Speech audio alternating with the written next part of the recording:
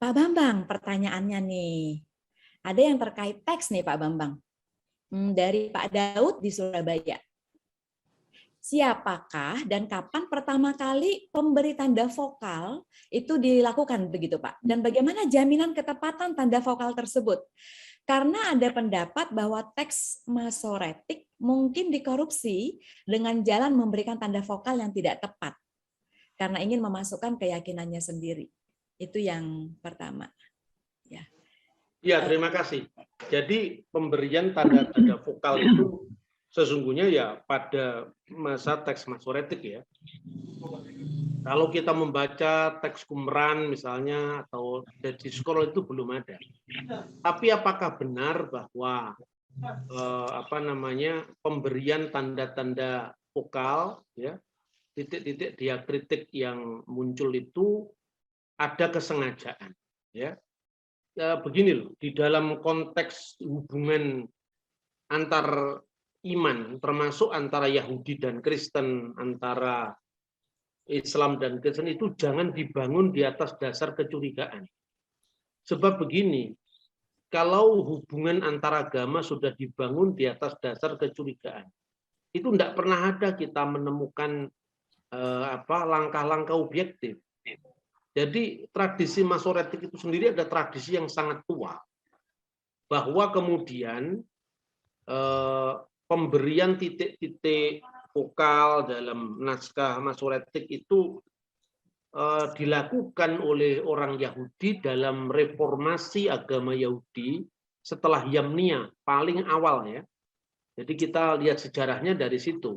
Ketika runtuhnya Bait Suci tahun 70 Masehi, itu ada seorang rabi Yahudi namanya Yohanan ben Zakkai yang meminta izin, tapi tentu dengan menyadari bahwa umat Yahudi akan segera kehilangan bait sucinya, mendirikan sebuah yeshiva, sekolah kitab suci, lalu diberikanlah tempat itu jauh dari Yerusalem, tempatnya dengan Tel Aviv sekarang dekat, yaitu Yamnia. Disitulah generasi pertama setelah runtuhnya bait suci itu mulai mengembangkan pola-pola tafsir atas kitab suci, tradisi mereka. Tentu juga ada pergeseran-pergeseran. Pergeseran itu misalnya apa?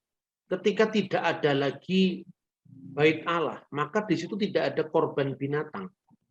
Maka sebagai gantinya, hilangnya upacara korban binatang di bait suci itu digantikan dengan doa. Nah, lalu orang Yahudi merefleksikan, kenapa kita kehilangan bait suci? Kenapa kita kalah? Karena kita melakukan dosa-dosa. Nah, kemudian dari sakramental yang berpusat pada korban, kan itu pusat ibadah Yahudi itu kan pada Yom Kippur. Kemudian menjadi kuasa doa yang ditekankan dan juga pemberitaan Torah. Itu pergeseran. Pergeseran seperti ini kan ya tuntutan zaman, tidak harus dipahami sebagai sengaja membuat itu, yang tidak harus begitulah. Bahwa kemudian pada proses dari tuntutan reformasi itu kemudian ada makna tertentu dari teks yang ditekankan, yaitu wajar terjadi. Tapi dengan demikian tidak usah nuduh bahwa itu adalah sebuah pemalsuan. Ya, karena teks itu sendiri kan teks yang terbuka. Pemberian vokal itu sendiri juga saksinya siapa? Bahwa itu satu-satunya makna yang tunggal kan tidak ada. Nah, satu-satunya cara adalah apa? Meneliti komunitas-komunitas keagamaan yang lebih tua dan terjemahan yang lebih tua, hanya itu yang dilakukan. Satu contoh ya, misalnya dengan hilangnya institusi korban tadi, maka peringatan Iska, artinya korban Iska pada bulan Nisan itu berubah menjadi bulan Tisri. Ini fakta. Jadi dulunya ya, kalau menurut naskah-naskah yang lebih kuno dari Yudaisme di abad 2 ke atas itu sesungguhnya peristiwa pengorbanan putra Abraham itu mula-mula diperingati di bulan Nisan. Tapi kemudian setelah runtuhnya bait suci, sosoknya Iska itu diangkat sebagai pengganti penebusan. Nah, karena pengganti penebusan, maka menurut syaratnya dari kitab Torah, seorang Yahudi itu baru di atas usia 30 tahun, dia baru bisa mengajar mewakili bangsanya, kan? Makanya mulai muncul tradisi, dan itu penafsiran, tradisi penafsiran, tidak mengubah teks, bahwa Iska itu dikorbankan umur 36 tahun. Itu tradisi rabbinik. Kalau Anda membaca di naskah Laut Mati yang abad lebih kuno, yaitu abad kedua pertama sebelum Masehi, tidak ada seperti itu. Nah, kemudian juga tulisan Yosefus. Yosefus itu kan nulis tahun 90, dia sejarawan Yahudi. Sekalipun alirannya sama dengan Yahudi rabbinik, tetapi Yosefus lebih tua. Yosefus mengatakan bahwa Ishak ketika dikorbankan umur 25 tahun. Mungkin itu yang mendekati kebenaran, tetapi Alkitab sendiri tidak menyebutkan angka tahunnya, kan? Nah, seperti itu. Itu contoh. Lalu kemudian pada teks misalnya. Sebagian dari teks itu karena usianya yang sangat tua, mengalami kerusakan. Dan itu wajar, dan teks manapun juga. Ketika misalnya teksnya Herodotus rusak, apa keseluruhan Herodotus salah? Kan ya tidak. Kan tinggal melakukan kritik teks saja terhadap misalnya naskah Yosefus atau naskah Herodotus atau naskah Tacitus, kan bisa seperti itu. Nah, misalnya di dalam Mazmur pasal ini saya tunjukkan ya teksnya supaya tahu ya, supaya tidak sekedar mereka-reka. Saya tunjukkan ya. Nah, ini misalnya. Ini dalam terjemahan Alkitab Yahudi. Ada membaca misalnya. Sebab anjing-anjing mengerumuni aku. Gerombolan penjahat mengepung aku seperti singa tanganku dan kakiku. Ini teks Masoretik. Karena yang saya kasih huruf merah itu, ya, itu perbedaannya di situ. Jadi seperti apa namanya, kari yadai wiriglai. Itu karena hurufnya itu yod, itu mirip dengan huruf vav. Nah, ketika ditemukannya naskah Laut Mati, ternyata ini bunyinya, ya, karu, pakai apa, huruf V, bukan huruf yod. Nah, karu itu artinya mereka menusuk yadai, tanganku dan kakiku. Nah, ini oleh orang Kristen ditafsirkan ini adalah bukti nubuat penyalipan. Orang Yahudi mengatakan, oh tidak ada itu teks yang mengatakan mereka menusuk tanganku dan kakiku. Yang ada adalah seperti singa tanganku dan kakiku. Kristen dan Yahudi pun kemudian berdebat. Kamu jangan bikin Mazmur sendiri. Padahal orang Kristen mendasarkan teksnya mereka menusuk tanganku dan kakiku, dan terjemahan ini yang diikuti Lembaga Alkitab Indonesia, itu dari Septuaginta, memang bunyinya seperti itu. Dan Septuaginta itu juga terjemahan Yahudi dari abad ketiga sebelum Masehi. Nah, kemudian setelah ditemukannya naskah Laut Mati ini, ternyata bunyi memang ada varian teks. Satunya kari, satunya karu. Bedanya huruf B dan huruf Y tadi. Nah, apakah yang seperti ini pemalsuan? Coba kita lihat bagaimana sikapnya edisi kritis Kristen. Ini misalnya dari Mazmur dengan Kritikus Apparatus. Jadi perhatikan di sini, ya paling tidak Anda lihat sekarang ayat 17 untuk teks Ibrani ya. Kari yadai wiriglai. Kemudian di bawah itu Anda bisa cek bahwa di sini ada ayat 17-nya ya. Lalu ditulis di situ karu ya. Itu kemudian ada tulisan PCMSS ya. Lalu ditulis huruf Q, di situ kumran. Kumran memuat karu. Jadi itu. Nah, jadi artinya kalau orang Kristen mau nakal ya sebenarnya itu dibuang saja Yahudi. Ini kan enggak kan, ditulis apa adanya. Dan Anda bisa membeli ini adalah di Lembaga Alkitab Indonesia. Alkitab Perjanjian Lama Ibrani Indonesia, silakan Anda cek. Nah, ternyata apa? Kritikus Apparatus itu mencantumkan ya Pauci sejumlah kecil naskah Masoretik MSS membaca Karu dan 2 MSS lagi naskah Masoretik yang lain membaca Karu ya tanpa huruf alef tapi artinya antara menusuk ya dan satunya itu adalah kari seperti singa. Nah, ini contohnya. Nah, jadi hal-hal seperti ini sebetulnya tidak perlu harus terlalu ditarik ke logika polemik karena ini memang ya ada di Indonesia itu ya kelompok-kelompok yang menyerang iman Kristen. Dan dulu saya pernah salah paham, saya pikir itu adalah orang Yahudi beneran. Ternyata bukan orang Yahudi itu. Orang Yahudi KW yang tidak pernah jadi Yahudi menyerang iman Kristen dan untung saya langsung klarifikasi kepada Rabbi Yakub Baruk dari Tondano. Saya itu kan orangnya terbuka ya. Saya bahkan meminta maaf itu di depan umum webinar loh saya. Saya tidak japrin, enggak. Saya ngomong di depan umum. Sorry Rabbi, saya pernah salah paham dengan Anda. Saya pikir kelompok-kelompok yang menyerang iman Kristen itu merusak keindonesiaan kita. Oh tidak Pak Bambang, itu bukan mewakili Yahudi. Kami orang Yahudi tidak pernah melakukan hal seperti itu.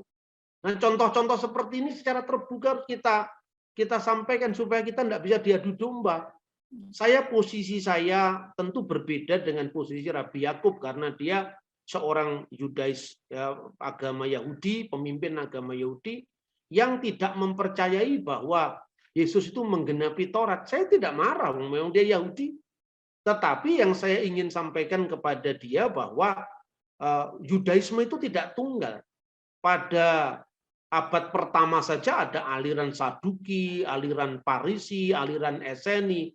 Nah, Yesus itu muncul di tengah-tengah Yudaisme itu.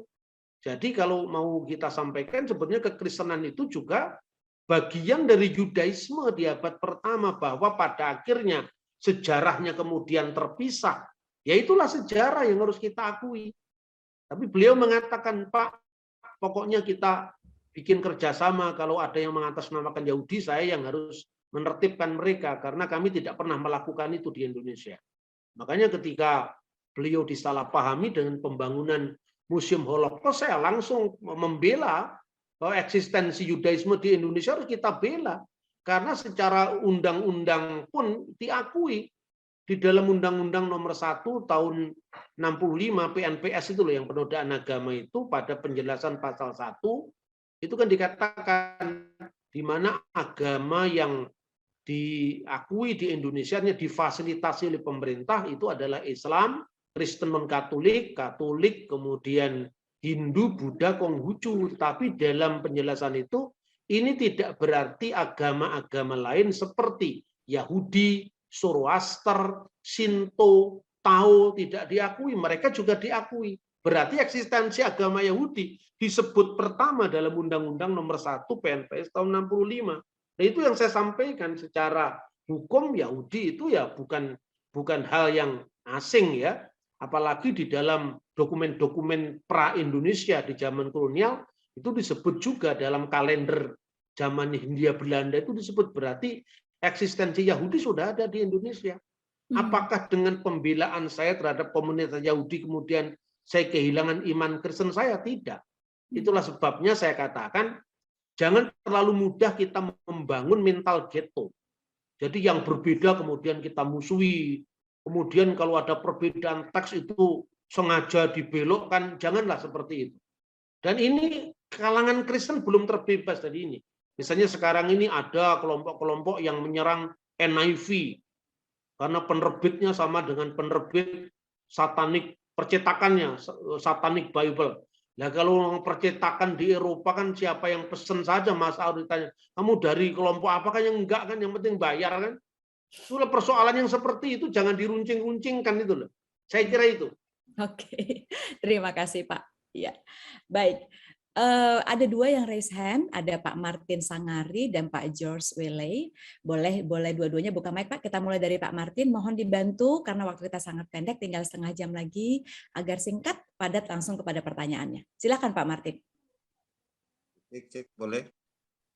Silakan Pak. Sudah terdengar.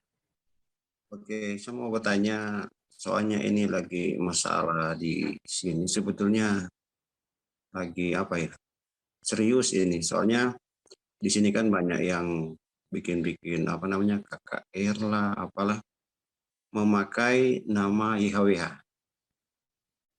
Terus banyak itu yang kayak begitu.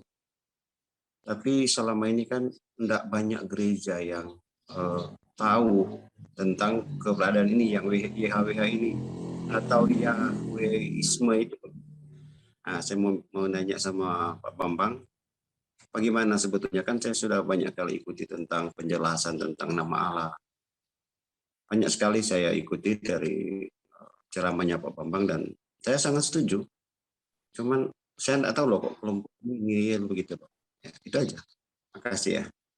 Makasih Pak. Kalau boleh tahu Pak Martin di mana Pak? Sulawesi Utara. Oh, Sulawesi Utara. Oke, baik. Terima kasih Pak. Baik. Pak Bambang, kita dengar dulu pertanyaan Pak George ya Pak? Iya. Silakan Pak George. Pertama, saya ucapkan terima kasih kepada Pak Bambang yang sudah menjabarkan panjang lebar dengan begitu banyak informasi yang mencerahkan. Nah, saya ingin bertanya, ada satu pertanyaan yang tadi Pak Bambang sudah membuka dalam mungkin bahasa Ibrani atau bahasa apa yang saya sendiri kurang begitu mengerti. Tetapi ini saya coba baca ulang. Pada mulanya Allah menciptakan langit dan bumi. Bumi belum berbentuk dan kosong gelap gulita menutupi samudra raya. Dan roh Allah melayang-layang di atas permukaan air. Nah, sampai pada kalimat ini, jadi apakah air tidak diciptakan oleh Tuhan? Nah, sebenarnya pertanyaannya cuman ya secara iman Kristen kami, ya saya khususnya percaya bahwa Tuhan yang kita percayai dalam Yesus Kristus ini menciptakan segala semuanya. Tetapi ini ada pernyataan yang tertulis dalam Alkitab LAI dan mungkin Pak Bambang kan mempunyai sumber yang dalam bentuk bahasa Aramaik atau bahasa Ibrani atau bahasa apa yang mungkin bisa tolong menjabarkan. Terima kasih. Baik Pak, jadi secara iman percaya, namun juga perlu untuk bisa menjelaskan begitu ya Pak. Silakan Pak Bambang. Ya, terima kasih ya. Yang pertama tentang tetragrammaton. Tetragrammaton itu 4 huruf suci. Ya, Yod, He, Vav, He. Kalau di apa Indonesia kan ya JHWH. Gerakan-gerakan ini sebetulnya muncul di luar Israel. Jadi gerakan ini muncul kebanyakan di Eropa dan di Amerika. Di Israel sendiri kalau Anda membaca huruf mati yang 4 itu tidak dibaca. Dan orang Samaria misalnya itu membaca Shema. Jadi Shema itu antara Ibrani dan Aramaiknya kadang-kadang mirip ya. Shema Yisrael, Sama Elohenu Shema Echad. Itu kalau orang Yahudi. Samaria. Shema yang pertama ini Shema dalam bahasa Ibrani, dengarlah. Tapi Shema yang kedua ini dalam bahasa Aram artinya Shem itu nama dan A di situ adalah definite article dalam bahasa Aramaik. Artinya the name. Sang nama Elohinu, dia adalah our God. Sang nama itu Echad. Ini orang Yahudi, orang Samaria sekarang. Nah, kalau orang Yahudi membacanya Adonai Elohenu, Adonai Echad. Kadang-kadang Hashem Elohenu, Hashem Echad. Hashem itu sama dengan Shema dalam bahasa Aram. Itu tradisi orang Samaria. Jadi baik orang Samaria, artinya komunitas Yahudi yang lebih tua yang sekarang masih ada, maupun orang Yahudi dan dari segala macam kelompoknya, baik itu Yahudi Rabbinik yang dominan maupun Yahudi Karaim yang mungkin urutan kedua itu di Israel, mereka tidak pernah membaca tetragrammaton itu dengan Yahweh. Nah, kata Yahweh sendiri itu adalah bacaan yang diperkirakan pada abad pertengahan oleh orang Kristen. Jadi orang Kristen di abad pertengahan itu menerka-nerka, mengira-ngira apa kira-kira bacaannya ya, itu kira-kira.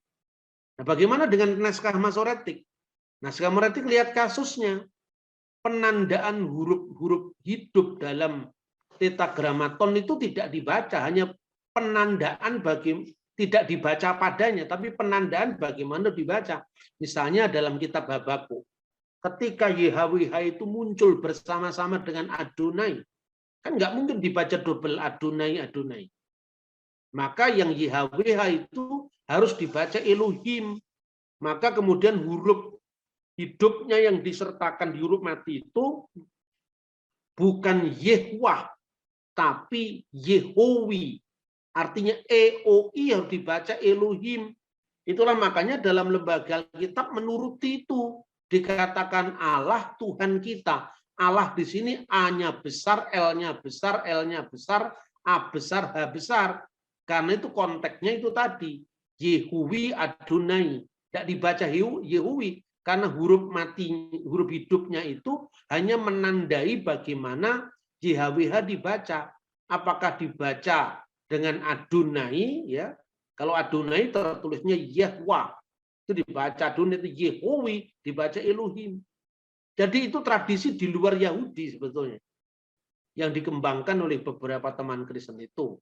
Anda bertanya kepada saya, bukankah Alkitab bahasa Batak ditulis Jehovah? Bukankah Alkitab bahasa Jawa ditulis Yehuwa? Ya betul. Itu bagian dari tradisi akademis yang dilanjutkan oleh para penerjemah Alkitab ke Indonesia. Karena King James menggunakan kata-kata Jehovah juga. Itu karena munculnya di abad pertengahan semua kan. Jadi Anda lihat sekarang dalam Alkitab Perjanjian Lama atau Tanakh edisi Yahudi tidak pernah ada muncul kata Jehovah, itu tidak pernah ada.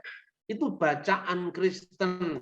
Nah, salah satunya bacaan itu mungkin bacaan orang Samaria kuno. Tapi orang Samaria sekarang tidak juga. Di mana kata Yahweh. Yahweh itu sebagai bacaan untuk tetragrammaton tadi. Tetapi setahu saya ya, saya melihat beberapa kali ketemu dengan beberapa komunitas Samaria. Di Nablus itu mereka membaca Shema. Jadi Shema Elohenu, Shema Echad. Shema di sini beda dengan Shema dalam bahasa Ibrani. Shema di sini sang nama. The name our God, the name is one. Seperti itu. Nah, jadi kalau di dalam Alkitab edisi umat Katolik yang diberi imprimatur oleh Uskup Widiarto di Malang itu ditulis Yahweh. Tapi itu bacaan akademis. Jadi karena bacaan akademis kan sekedar sebagai penanda yang digunakan ini tetragrammaton atau bukan kan itu kan. Ya, sekalipun itu terjemahan komunitas Katolik juga di liturgi gereja Katolik nggak pernah mengatakan Yahweh Yahweh karena itu hanya dibaca dalam konteks pembelajaran teologis. Seperti itu ya. Jadi saya cukup menyayangkan kenapa itu kemudian terus jadi ajaran baru ya. Padahal itu sebetulnya kan cuma tradisi pembacaan akademis saja. Saya nggak tahu kenapa kok jadi ajaran. Yang lebih saya nggak tahu kenapa orang Indonesia kok selalu kepingin ada ajaran baru itu loh. Aneh bagi saya. Nah kemudian yang kedua tadi, apa tadi lupa saya. Pertanyaannya apa tadi? Tentang penciptaan. Oh ya, tentang penciptaan. Sebetulnya saya sudah pernah membahas ini ya di dalam seminar webinar yang diselenggarakan oleh Fakultas Teologi Universitas Kristen Satya Wacana, dan itu di YouTube-nya ada itu sebetulnya. Di YouTube itu ada, Anda bisa cari di YouTube ya. Nah, jadi intinya kira-kira seperti ini. Laporan dalam kitab Kejadian itu sesungguhnya laporan yang bersifat liturgis ya. Jadi tentu tidak harus dipahami dalam konteks pemaknaan modern dalam pengertian itu textbook of science, bukan itu. Itu buku liturgi sebetulnya. Nah, itu contoh ya. Dua tema ini menarik di dalam zaman Yudaisme awal. Dua tema ini apa? Pertama tema penciptaan, kedua tema keluaran. Coba bandingkan dengan himne yang diulang-ulang dalam Mazmur 136. Jadi di situ temanya adalah keesaan Tuhan, penciptaan, dan keluaran. Itu diulang-ulang.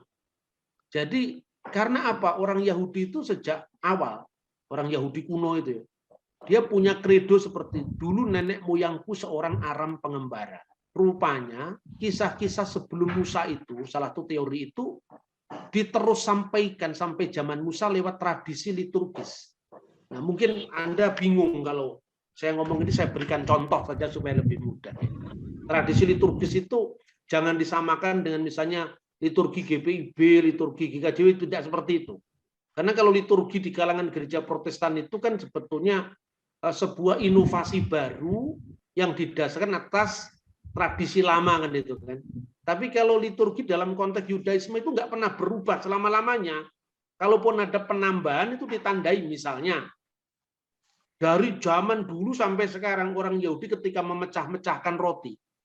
Itu teksnya yang dibaca sama dalam bahasa Aram. Itu bisa dilacak mulai pembuangan Babel. Memecah-mecahkan roti, yang lain-lain doanya kan bahasa Ibrani. Baruch ata Adonai Eloheinu melech ulam Elohi Avram, Elohi Yitzhak, Elohi Yakub, Magen Abraham, itu bahasa Ibrani. Tapi ketika memecah-mecahkan roti, doa kades itu bahasa Arab. Memecah-mecahkan roti, halakma annea diakalu afaktana bi'ar amisrayim. Inilah roti sengsara yang dimakan nenek moyang kita di Mesir. Coba, itu dari zaman setelah pembuangan sampai sekarang tidak berubah. Zaman setelah pembuangan berarti abad ketiga sebelum Masehi sampai sekarang tidak berubah. Nah, kira-kira bagaimana dipahami dalam konteks Kristen? Misalnya, ketika kita Natal, kita selalu menyanyikan lagu abadi. Gloria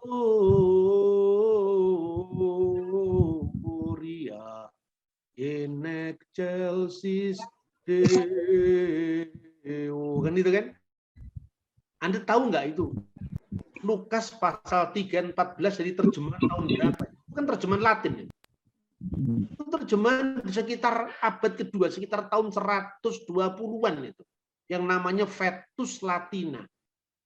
Karena Paus Telesporus pertama tahun 126 bukan 1000, 126 menulis ya di dalam dokumen yang namanya Liber Pontificalis. Di situ ditulis dalam bahasa Latin, setiap kali misa malam Natal hendaklah kidung yang dibaca adalah Gloria in excelsis Deo. Karena ketika Paus Telesporus pada zamannya, itu yang dibaca adalah Alkitab Latin kuno yang dikenal Vetus Latina, yaitu yang dibaca. Tahun 400-an, di 420 ya, Santo Hieronymus di Bethlehem setelah tinggal lebih dari 25 tahun, kemudian dia menerjemahkan ulang Alkitab bahasa Latin dari naskah Ibrani dan naskah Yunani yang namanya Biblia Sacra Vulgata. Dalam terjemahan Latin yang baru itu tidak lagi diterjemahkan Gloria in excelsis Deo et intera pac hominibus bonae voluntatis, tapi diterjemahkan Gloria in altissimis Deo. Nah, pertanyaannya, terjemahannya sudah diganti kok liturginya tetap? Karena liturginya sudah terlanjur dinyanyikan, diubah, sulit. Ini contoh. Jadi Anda sadar bahwa GKI, GKJ, GITJ, GKJW, gereja-gereja Protestan itu mengikuti liturgi dari Paus Telesporus ke-1 tahun 126, tidak berubah sampai tahun 2022 sekarang. Kita sadar nggak bahwa liturgi yang kita pakai itu usianya sudah 2000 tahun? Karena liturgi maka sulit untuk dihapus. Begitu juga gereja-gereja kuno, kenapa bahasa Suryani, bahasa Aramaik itu tetap bertahan sampai hari ini? Karena ada gereja Ortodoks Syria, karena ada gereja Maronit. Coba kalau gereja ini punah semua jadi GBI, habis harta kekayaan sejarah kita. Ya toh, karena semua jadi bahasa roh. Kan gitu kan persoalannya. Ya, ini pentingnya kita ini sejarah itu harus kontinu. tidak boleh mengalami diskontinuitas. Kembali kepada Kejadian pasal 1. Kejadian pasal 1 itu adalah nyanyian liturgis mengenai penciptaan. Dan banyak ahli yang kemudian menjelaskan antar teks ya, misalnya dibandingkan antara Kejadian dan Kitab Ayub. Pada waktu langit bumi diciptakan itu malaikat sudah ada, sudah diciptakan. Makanya bintang fajar bersorak-sorai itu kan pada saat penciptaan langit dan bumi.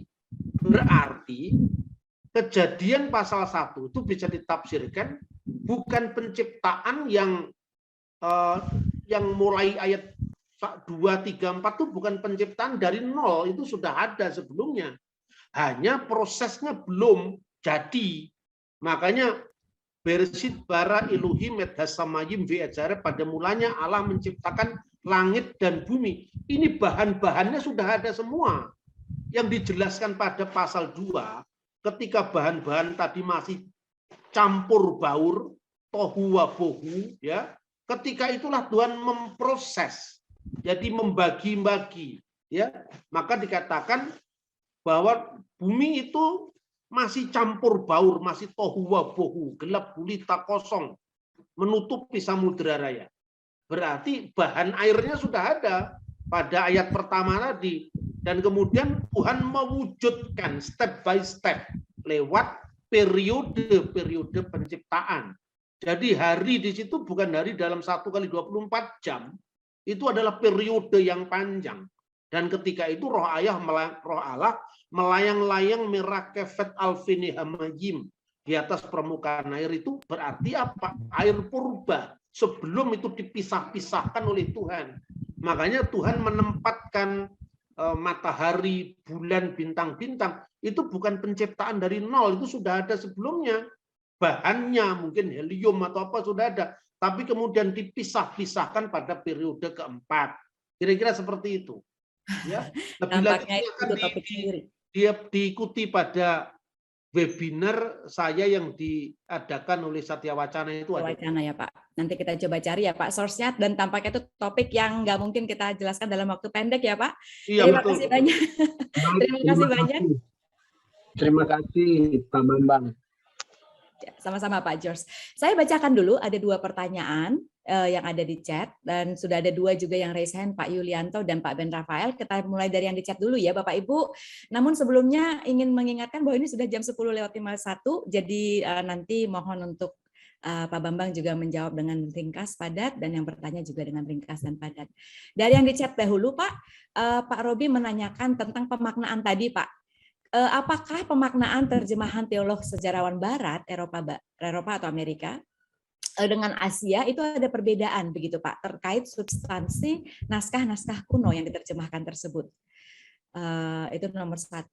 Bagaimana pendapat Bapak sebagai yang membaca naskah asli? Kemudian ada pertanyaan juga dari Pak Robi ya, berikut dari Pak Evan, mengingat Paulus. Tadi ada tuduhan Paulus adalah pendiri Kristen gitu ya. Dan Paulus itu kan nggak hidup seperti murid-murid Yesus yang hidup Yesus pada masa hidupnya. Namun ajarannya ada perbedaan-perbedaan, antara lain sunat atau tidak sunat. Itu juga berbeda antara murid Paulus dan murid-murid yang hidup bersama dengan Yesus. Pertanyaannya adalah bagaimana nih kita menjelaskan kepada saudara-saudara kita yang beragama berbeda 2 hal tersebut Pak? Iya, terima kasih. Apakah ada perbedaan antara pemaknaan antara teolog-teolog Barat dan Asia? Secara substansial sebenarnya tidak ada, tetapi ada perbedaan itu terletak pada apa? Teolog Barat itu tidak mengalami langsung kebudayaannya kan.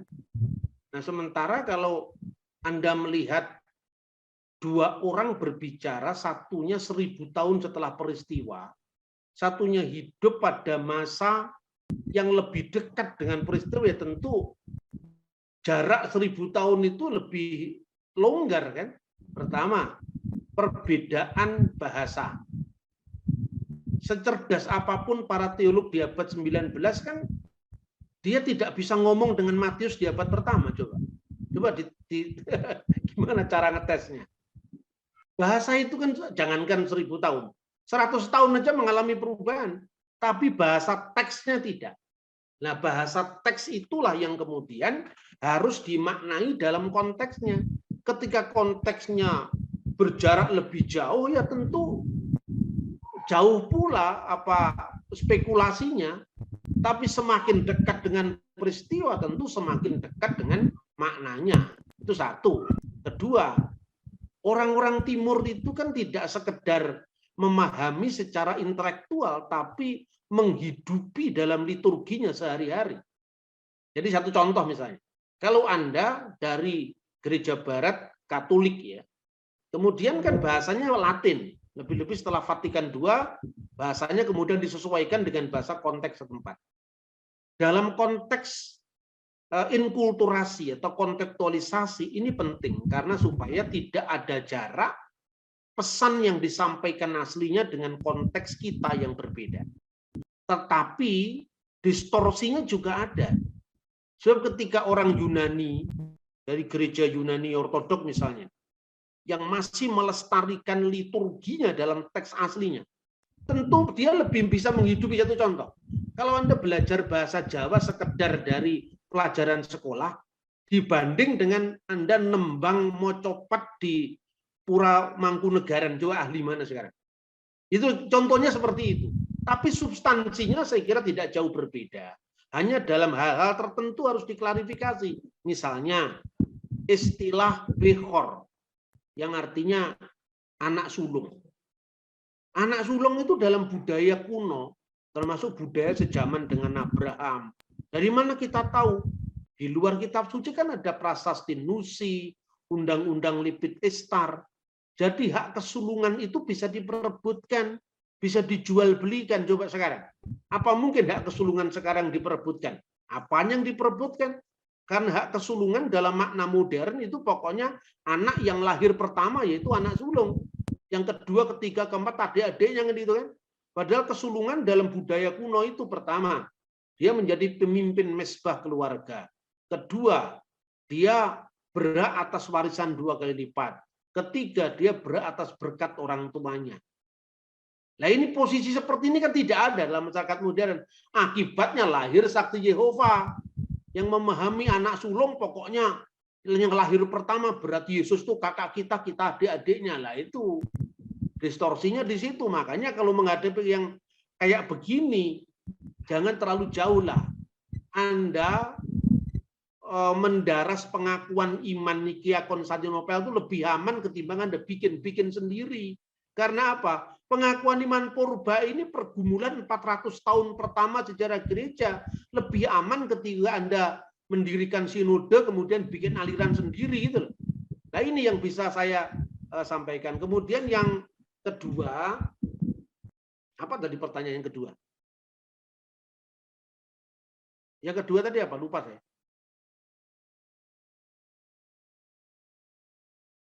Pertanyaan yang kedua tadi apa?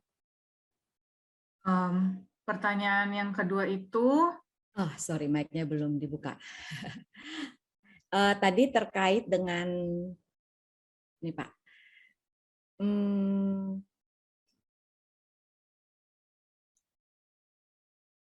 Makna substantif tadi Eropa dengan Asia sudah ya Pak, itu tentang murid-murid Yesus. Gimana menjelaskan? Oh ya, Paulus tadi ya. Paulus dengan yang tidak hidup bersama dengan Yesus seperti murid-murid yang lain. Ada perbedaan ajaran soal sunat atau tidak sunat misalnya. Ya. Jadi orang mempersoalkan Paulus. Gara-gara Paulus tidak pernah menjadi muridnya Yesus langsung. Lalu agama yang mengkritiknya itu jaraknya berapa tahun dari peristiwa? Nah ini harus dijelaskan loh. Saya bukan mengalami zaman Bung Karno. Tapi ketika saya menulis buku yang berjudul Religi dan Religiositas Soekarno, istrinya Bung Karno masih hidup, Ibu Hartini. Saya sering datang ke rumahnya, saya sering cross check apakah benar berita ini Bung Karno begini, betul.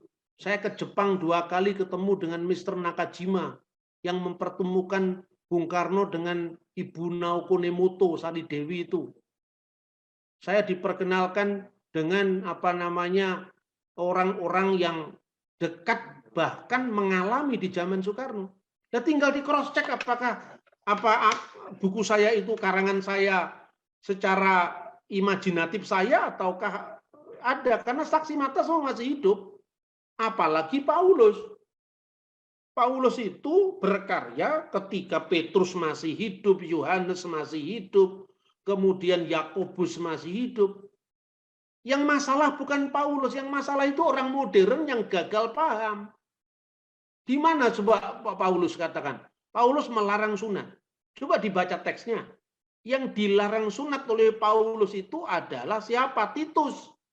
Karena Titus itu orang Yunani. Coba. Tapi di dalam Kisah Rasul pasal 16, Paulus mau menyunatkan Timotius. Karena Timotius orang Yahudi. Ibu bapaknya Yahudi Yunani kan. Jadi di mana Paulus berbeda dengan gereja? Ayo sekarang. Paulus menyunatkan Timotius karena Timotius orang Yahudi. Salah seorang dari orang tuanya orang Yahudi. Sementara Titus orang Yunani tidak wajib disunat. Di mana salahnya? Ketika Paulus mengatakan bahwa kalau kamu menyunatkan dirimu maka Kristus tidak ada gunanya bagi kamu, itu konteksnya apa? Konteksnya adalah di Galatia ada banyak orang yang terprovokasi dengan ajaran orang Farisi yang sudah menjadi Kristen, bahwa orang-orang bukan Yahudi yang menjadi Kristen, mereka harus menuruti sunat dan hukum Taurat. Ini ajaran baru, tidak ada ajaran seperti ini. Coba kalau saya kemarin kan memberi ceramah di lingkungan orang-orang Tomohon, saya diundang di rumah dinas wali kota. Kebanyakan orang Gemim, orang pokoknya Katolik, macam-macam di sana. Terus ada tanya soal hukum kosher. Kasrut itu tentang makanan yang diperbolehkan dan yang tidak dalam Imamat pasal 11. Lalu saya jelaskan, begini omongan saya. Kalau kamu tanya tentang begini, jangan tanya ke Gemim. Jangan kamu tanya ke Katolik, langsung kamu tanya ke orang Yahudi. Apakah benar orang Yahudi melarang orang bukan Yahudi? Benar orang Yahudi mewajibkan orang bukan Yahudi dengan Sabat dan Taurat? Tidak. Coba baca traktat Sanhedrin 56a. Dijelaskan bahwa orang yang bukan Yahudi wajib menuruti hukum Nuh yang dikenal dengan Sefa Misfot Benin Noah. Hukum Nuh itulah yang ditetapkan dalam Kisah Rasul pasal 15. Hendaklah mereka menjauhi makanan yang dipersembahkan kepada berhala. Ini berkaitan dengan Abu Dasarah. Jangan kamu menyembah ilah-ilah asing.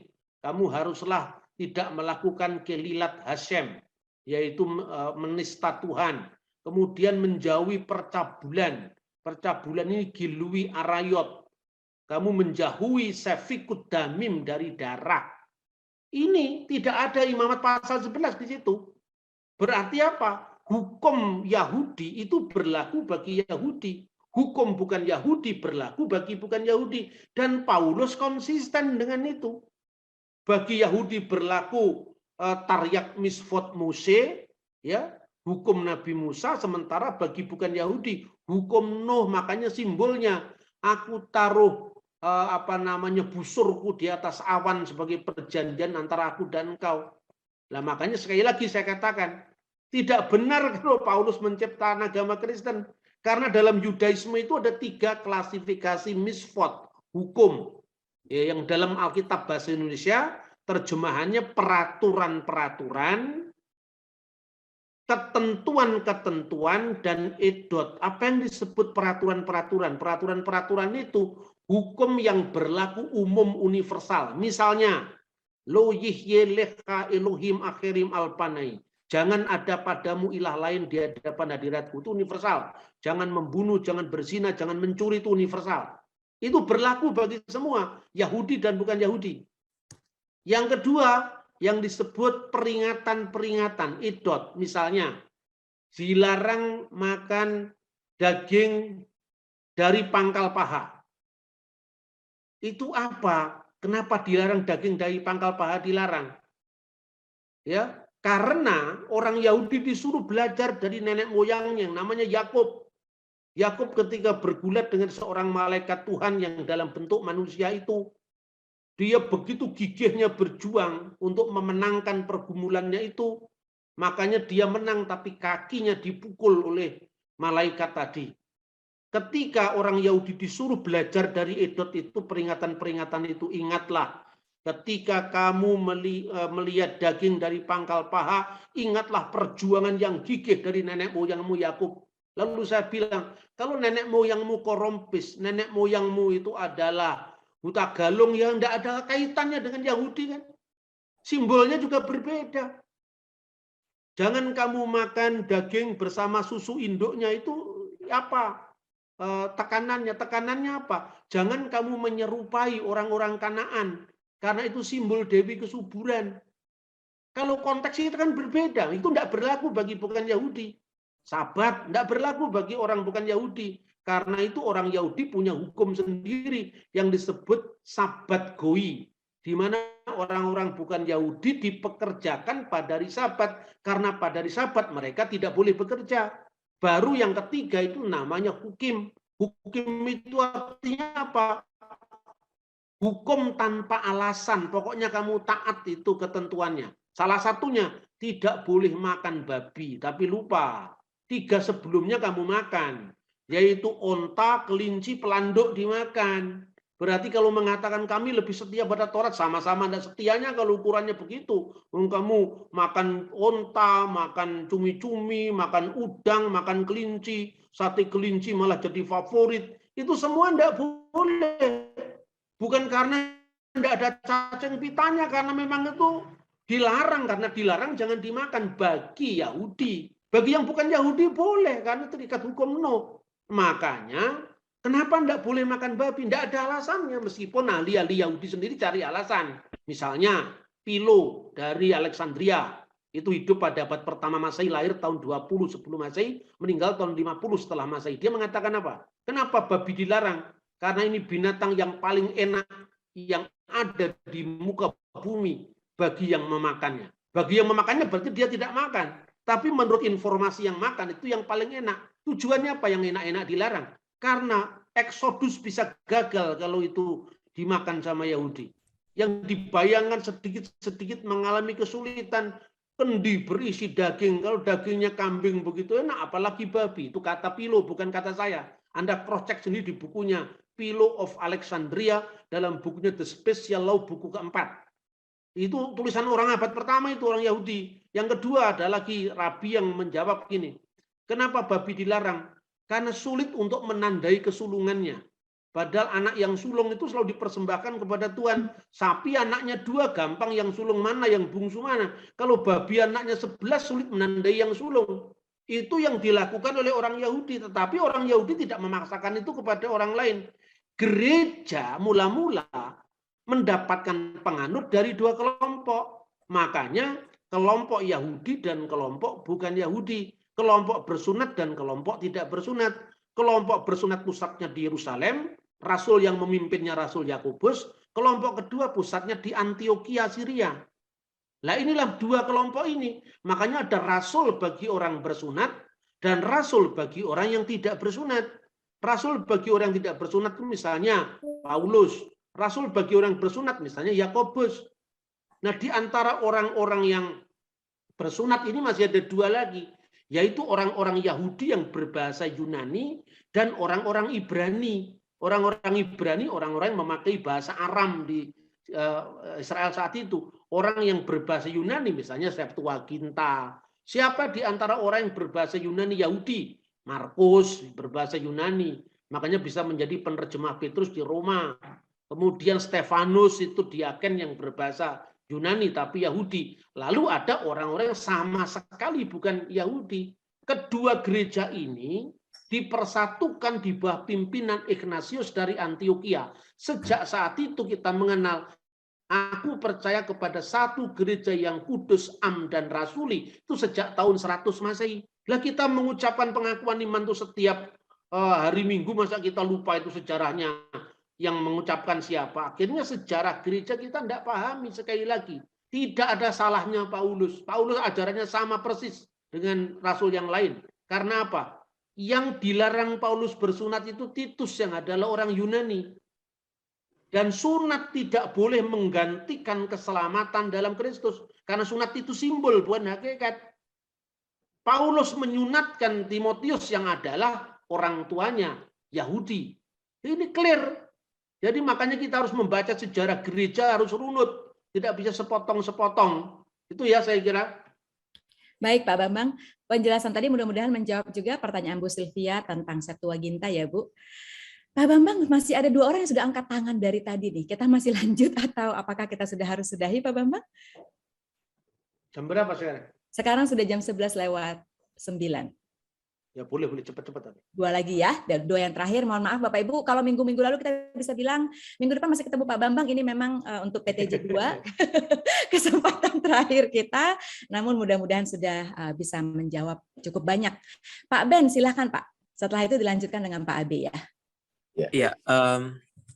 Suara saya udah kedengeran belum, Kak? Sudah, silakan ya. Oke. Assalamualaikum warahmatullahi wabarakatuh, Bapak Bang Nursena. Terima kasih sebelumnya ya sudah memberikan pengajaran di Zoom ini. Saya juga baru pertama kali masuk Zoom ini. Ya, jadi saya sendiri sering masuk ke dalam sekiranya diskusi-diskusi apologetik antara kekristenan dan Islam. Nah, di dalam pihak kekristenan sendiri memiliki banyak sekali gereja yang sekiranya mewakili iman kekristenan, yang mempertanggungjawabkan iman kekristenan tersebut. Nah, suatu kali saya pernah berduet dengan salah satu teman dari gereja barat, ya khususnya dari gereja Katolik Roma, dan membawakan sebuah tema mengenai dosa waris atau dosa keturunan. Dan saat itu kita berdua berdiskusi dengan teman-teman dari Muslim. Nah, saat kita berdiskusi tersebut, sebelum kita berdiskusi kita terlebih dahulu saling riset-riset. Nah, ternyata saya baru memahami bahwasanya apa yang dipahami gereja-gereja barat mengenai dosa waris, dan saya sendiri dari gereja Ortodoks Timur, dari Pak Romo Daniel Bentoro, dan antara gereja Timur dan gereja Barat memiliki sebuah pemahaman dosa waris atau dosa turunan yang berbeda. Sehingga saat itu karena keperbedaan tersebut, akhirnya saya gagal untuk bisa berdiskusi, gitu kan? Karena apa? Karena ada 2 pemahaman yang berbeda, gitu loh. Kita nggak sama pemahaman tentang dosa waris. Nah, sehingga dari situ saya menolak, dan saya mau bertanya. Pertanyaan saya adalah bagaimana kita menjelaskan mengenai dosa waris ini kepada teman-teman dari Muslim, gitu kan? Karena saya pernah menjelaskan juga, ya, menjelaskan mengenai dosa waris menurut gereja Timur.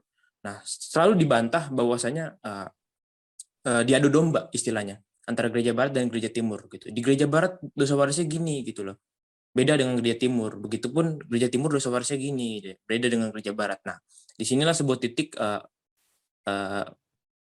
kesusahan kita gitu sebagai sekiranya apologetik online gitu lah. Ya kira-kira itu saja pertanyaan saya, Pak.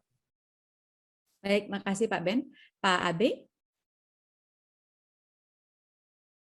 Saya ingin menanyakan, pertama-tama saya berterima kasih kepada Pak Bambang atas kesempatan yang baik ini. Yang ingin saya tanyakan Pak Bambang adalah, apakah gereja Mormon itu, Pak? Kemudian masuk gereja manakah? Apakah masuk gereja Protestankah, gereja Mormon itu? Nah, kemudian bagaimana dengan kitab suci Mormon? Dan apa bedanya dengan kitab suci kita, yaitu Alkitab dari LAI? Kemudian saya pernah baca di bukunya itu, Pak, diterbitkan oleh Gereja Yesus Kristus dari Orang Suci Zaman Akhir. Mohon penjelasannya Pak Bambang. Terima kasih sebelumnya. Ya, terima kasih. Yang pertama begini, sulit membangun komunikasi karena perbedaan antara gereja Barat dan gereja Timur. Yang harus saya katakan begini, inilah teolog-teolog Indonesia harus ditantang untuk melakukan kontekstualisasi. Jadi kalau saya nggak ada kesulitan, ngapain kesulitan? Karena saya tidak akan berangkat dari perbedaan itu. Saya ini orang Indonesia, saya tidak mau terlalu larut dalam perdebatan Barat dan Timur. Saya orang Indonesia. Saya berteologi dengan cara Indonesia. Dan cara Indonesia itu orang yang paling pintar membangun jembatan. Kalau orang Barat itu pintar membangun tembok, kita harus pintar membangun jembatan. Contohnya ya, seperti itu. Pertama, di gereja Barat sendiri pandangannya juga tidak seragam.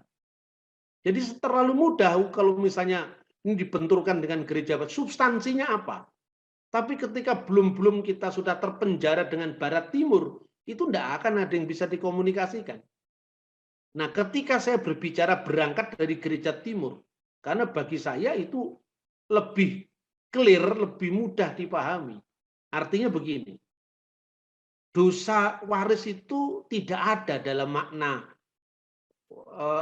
dosa nenek moyang ditanggung cucunya, itu tidak pernah ada itu. Barat dan timur juga nggak ada itu. Pemahamannya berbeda dalam formulasi teologisnya. Intinya kira-kira begini. Bukan dosanya yang diwariskan, tapi akibat dosa itulah yang harus ditanggung. Siapa yang membuat kita harus mati? Manusia tidak diciptakan untuk kebinasaan, tapi untuk kekekalan. Tapi karena manusia jatuh ke dalam dosa, maka maut memasuki dunia. Maut itu terdiri dari dua, yaitu kematian rohani, manusia terlepas dari Allah, kematian jasmani, buktinya tidak bisa kita hindari, kelapukan, usia tua, itu kan akibat dari dosa itu. Nah, ketika manusia lahir dalam dunia ini, dia sudah berada dalam kondisi keberdosaan. Itulah yang membutuhkan penebusan. Jangan terlalu kita merembet ke barat timur, itu nanti mereka juga pada bahasanya juga dikasih tahu juga tidak ngerti-ngerti itu. Kalau kita memahami misalnya teologi barat, ya tentu kita harus memahami bagaimana Thomas Aquinas, bagaimana basicnya dari Aristotelian, itu kan tidak mudah disampaikan kepada orang awam. Makanya inti sari atau saripatinya atau substansinya yang dikemukakan. Saya kira itu. Contoh lain misalnya. Seringkali dalam dialog itu dibenturkan antara Katolik sama Protestan atau Ortodok dengan Protestan soal deuterokanonika. Nah, biasanya kalangan Kristen yang sangat-sangat reform itu memahami pokoknya Katolik itu agama lain. Lah itu yang sulit, yang begini. Makanya saya kan tidak pernah mau terlalu banyak orang berduet, saya tidak mau. Saya selalu jalan sendiri. Tapi saya jalan sendiri bukan berarti saya tidak punya teman-teman, saya terlalu banyak. Tetapi ketika saya harus ditarik di dalam sebuah polemik, saya tidak pernah mau. Karena apa? Sesuatu yang berbeda itu ketika saya minum kopi bisa saya selesaikan, kenapa harus dibawa ke Zoom? Iya toh? Itu kan bikin malu itu menyampaikan perbedaan di depan orang banyak. Saya tidak suka yang seperti itu. Saya ini orang Indonesia. Filosofi saya Bhinneka Tunggal Ika Tandhana, Dharma Mangrua. Ilmu tertinggi saya adalah S3, bukan strata 3, tapi Sluman-Slumun Slamet. Ini jauh lebih kontekstual. Yang enggak Jawa enggak ngerti Sluman-Slumun Slamet itu. Ngertinya, ya pokoknya kita ini komunikasinya harus cair, menyapa semua orang, tapi pesannya sampai. Lalu saya tanya, mana yang berbeda? Deuterokanonika. Dengan atau tanpa deuterokanonika, Tritunggal berubah apa tidak? Tidak berubah. Sekarang pertanyaannya, ketika Anda membaca intertestamental antara perjanjian lama dan perjanjian baru, Anda memahami zamannya Makabean sampai Yesus itu merayakan perayaan penahbisan bait suci. Kalau Anda tidak membaca 1 dan 2 Makabe, sumbernya dari mana? Terlepas daripada 1 dan 2 Makabe Anda anggap kitab suci atau tidak, tapi itu kan sejarah. Tapi menurut Katolik kan tidak ada urusannya Katolik atau Protestan. Ini Yahudi kok. Nyatanya orang Yahudi yang di Alexandria mengenal kitab itu. Orang Yahudi yang Yamnia tidak mengenal kitab itu. Tapi Yahudinya juga tidak pernah bertengkar. Kenapa kita bertengkar? Nah, ini yang saya katakan melompat tembok perbedaan tadi. Terus yang kedua, saya bikin komunikasi begini. Kamu orang Protestan coba baca bukunya Profesor Dr. Bumendal. Pengantar Perjanjian Lama diterbitkan oleh BPK Gunung Mulia. Sekalipun kita orang Protestan, katanya Bumendal, tidak menyebut kitab-kitab ini sebagai kanon, tapi kita menerimanya sebagai the devotional book, buku-buku yang membangun karena bernilai sejarah. Itu kata Profesor Bumendal. Oke. Bukan kanon, tetapi buku-buku yang membangun, devotional book. Sekarang Katolik menyebutnya apa? Deuterokanon, kanon kedua. Lah kanon pertamanya apa? Ya sama dengan 39 kitab. Kenapa dipersoalkan? Oh jadi gitu Pak, iya. Nah, itu, tapi orang-orang yang nggak terima ya tetap aja ketawa-ketawa. Oh, kitab kok ada derajatnya, tuh saya bilang. Nggak usah nanti kalau saya teruskan kamu marah. Coba kamu lihat di hadis Nabi aja ada yang sokeh, ada yang hasan kok. Jadi janganlah kriteriamu kamu terapkan untuk orang lain gitu loh. Saya terlalu menghindar kalau saya disebut pengkutub-kutupan, baik pengkutub-kutupan antar agama, apalagi pengkutub-kutupan antar Kristen. Bahwa saya sebagai seorang yang menganut kekristenan ortodok, itu tidak pernah saya paksakan ketika saya harus bicara sama orang yang dari gereja lain. Karena apa? Ortodok bagi saya itu mengayakan teologi yang sudah ada. Dan bukan ancaman bagi yang segala yang sudah ada dan mengancam kemapanan itu. Itu saya kira. Jadi panggilan saya itu membangun jembatan, bukan membangun tembok. Bahwa pada akhirnya kita masuk ke dalam primordial gereja kita masing-masing, agama kita masing-masing, silakan, itu Bhinneka Tunggal Ika. Gitu ya saya kira. Kemudian tentang kitab Mormon itu tidak usah dibahas, Pak. Mormon itu ya tentu bukan Kristen. Karena apa? Pertama, ajaran-ajarannya secara fundamental tidak berdasarkan iman Kristen. Misalnya, teologi konsili dia tidak pernah mau mengakui itu. Padahal tanpa konsili-konsili gereja, bagaimana kita mengenal pengakuan iman? Bagaimana kita bisa menegaskan bahwa Arius itu yang menolak tentang keilahian Kristus? Apakah itu gereja? Kata gereja sendiri kan muncul setelah Arius kita anggap salah. Aku percaya kepada satu gereja yang kudus, yang Katolik dan Apostolik. Kata-kata ini kan muncul dalam konsili. Artinya apa? Yang Arius bukan gereja, kan gitu kan artinya. Ini kata gereja sendiri munculnya dalam konteks konsili kok. Nah itu satu. Kedua, gereja yang satu. Yang satu berarti apa? Gereja yang punya kesinambungan dari para rasul. Yang kudus. Yang apostolik itu yang punya kaitan dengan kerasulan, rasulia. Yang Katolik itu bukan artinya terbatas pada gereja Roma Katolik. Gereja yang bersifat gereja yang bersifat jami'ah. Maka dalam terjemahan bahasa Arab, kanisah muqaddasah, kanisah wahidah muqaddasah, jami'ah wa rasuliyah. Gereja yang satu, kudus, dan rasuli. Gereja yang satu, kudus, Katolik, dan apostolik. Seperti itu. Jadi Mormon itu kan ciptaan Joseph Smith, nabi terakhir. Dan umatnya juga adalah umat terakhir, makanya disebut gereja dari orang-orang suci zaman akhir. Karena itu kata gereja yang dia sematkan dalam organisasinya dia itu pengertian longgar, bukan pengertian konsili. Kalau kata gereja dipakai dalam konteks seperti itu, eklesia. Aristoteles dan Plato juga menggunakan kata eklesia dalam pengadilan Yunani kuno itu. Tapi dalam pengertian gereja yang dipahami secara eklesiologis, minimum bagi orang Protestan yang secara ajaran itu jelas-jelas memiliki kesinambungan dengan bapak-bapak gereja khususnya dari Konsili Universal maupun gereja Ortodoks dan gereja Katolik yang tidak mendasarkan kepada kesinambungan ajaran saja, tapi juga kesinambungan eklesiastikal dengan gereja mula-mula. Itu saya kira. Jadi Mormon tidak termasuk bagi saya karena itu bukan gereja dalam makna apa yang kita sebut satu gereja yang kudus, Katolik, dan Apostolik tadi.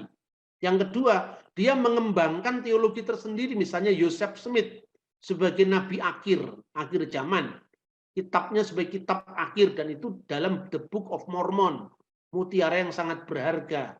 Itu bukan iman Kristen, tetapi masuk di mana? Protestan ya enggak lah.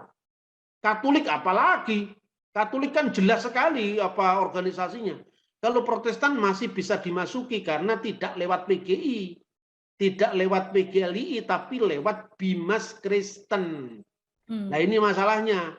Kalau Bimas Kristen itu tidak mewakili gereja, tapi mewakili pemerintah dalam kaitan dengan gereja. Tapi kalau PGI mewakili gereja, karena PGI itu adalah lembaga yang memang menaungi gereja-gereja yang ada di bawahnya. Tapi ingat loh, gereja tidak di bawah Bimas Kristen. Bimas Kristen itu perpanjangan tangan pemerintah untuk mengurus administrasi dan organisasi gereja. Makanya Mormon masuk Bimas karena apa? Ya Bimas nggak bisa nolak karena dia ngakunya Kristen juga. Gitu loh.